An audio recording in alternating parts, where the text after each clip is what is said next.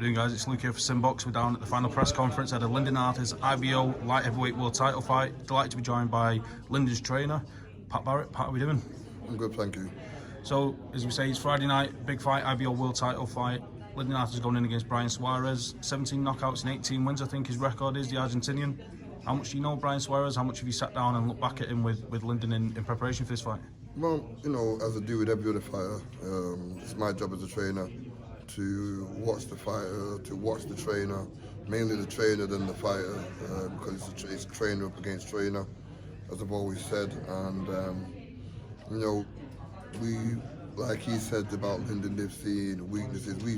We've worked on things that I think will work for them. It's the simple thing with Lyndon. He's got a good jab. He's very, very awkward to manoeuvre. He looks a lot easier from the outside than he is to be within the inside. It makes you fall into your own mistakes. So it's just about playing the patient game for us.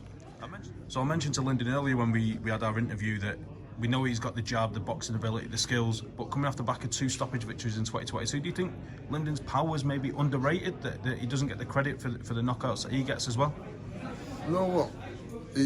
I wouldn't say it's underrated. I mean, like I just said, Lyndon's got more than just power. He's got ability, and he knows. It's about doing things at the right time, and it's about working off things. And he's more seasoned now, and he's growing into what he's doing.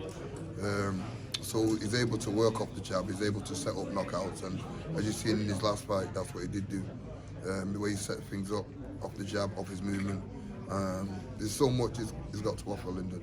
Absolutely. So with this IBO world title being on the line, as much as people say it's not one of the recognised top 4, but you've seen the likes of Chad Dawson, Bernard Hopkins, Roy Jones have held this title. It's a prestigious title. Do you feel like this is the foot in the door for Lyndon Arthur to get in with those big fights against like Peterbiev and Bivol and maybe even a Canelo down the line?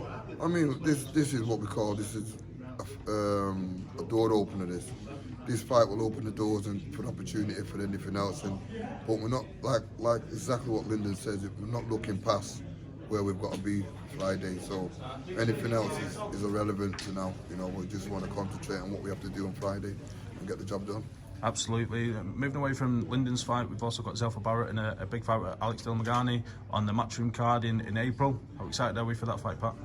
Do you know what? It's, as we say, another day in the office, really. I mean, I don't get excited for fights. I just do what I have to do to win fights. You know, Zelf is again, it's a game plan, it's a strategy. When you've gone from one to another, it's really hard mentally working on what we have to do. But it's also enjoyable because it's a challenge. Absolutely. How did Zelfa deal with coming, agonisingly close to that world title? It was a fantastic performance. It didn't go his way in the end. How's he bounced back from that in the gym? You know him better than anybody. How did he deal with that loss, and how do you feel like he's recovered in preparation for this next fight?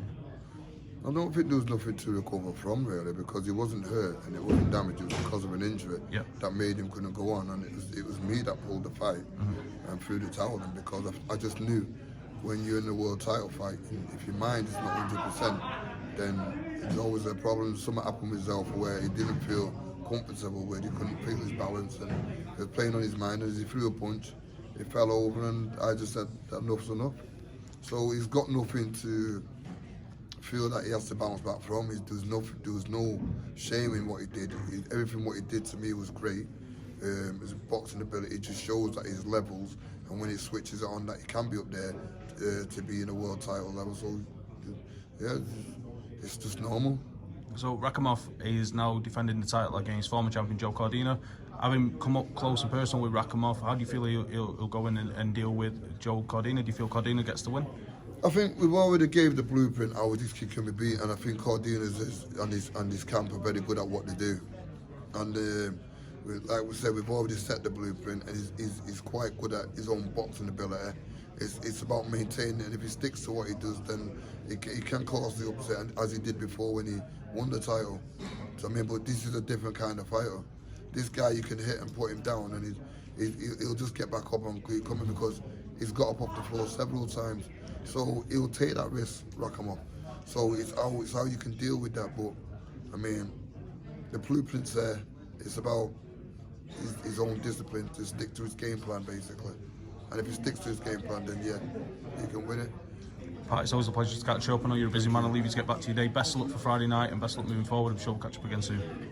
Appreciate it. Thank you.